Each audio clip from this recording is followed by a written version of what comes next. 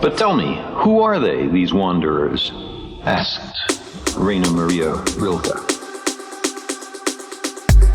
You were wanderers from the beginning.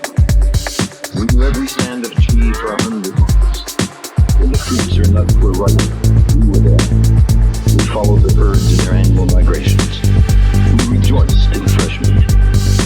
Through stealth, feint, ambush, and main force assault, a few of us cooperating accomplished what many of us, each hunting alone, could not.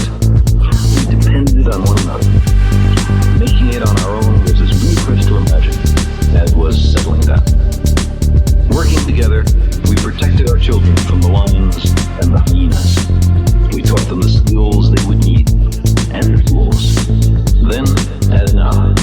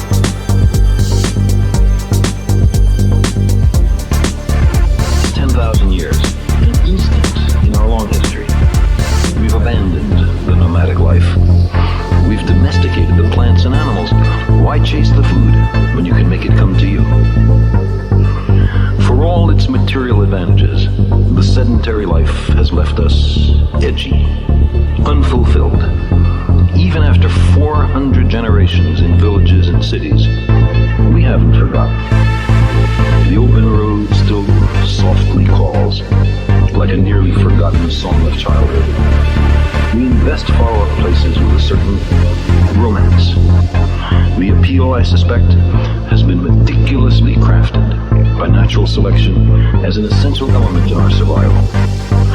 Long summers, mild winters, rich harvests, plentiful game. None of them lasts forever. It is beyond our powers to predict the future. Catastrophic events have a way of sneaking up on us, of catching us unaware. Your own life, or your band's, or even your species might be owed to a restless few, drawn by a craving they can hardly articulate or understand, to undiscovered lands and new worlds. Herman Melville in Moby Dick spoke for wanderers in all epochs and meridians. He said, "I am tormented with an everlasting itch for things remote. I love to sail in the seas."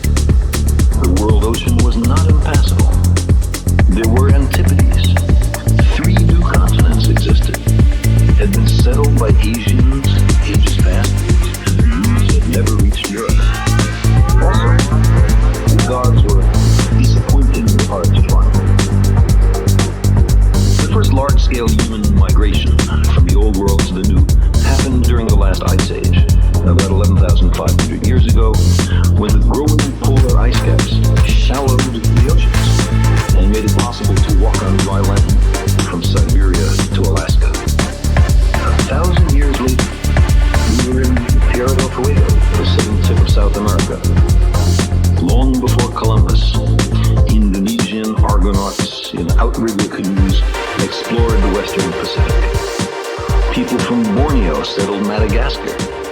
Egyptians and Libyans circumnavigated Africa. And a great fleet of ocean-going junks from Ming Dynasty China crisscrossed the Indian Ocean, established a base in Zanzibar, rounded the Cape of Good Hope, and entered the Atlantic Ocean. In the 15th through 17th centuries, European sailing ships discovered new continents, new at any rate to Europeans, and circumnavigated the planet. In the 18th and 19th centuries, American and Russian explorers, traders, and settlers raced west and east across two vast continents to the Pacific.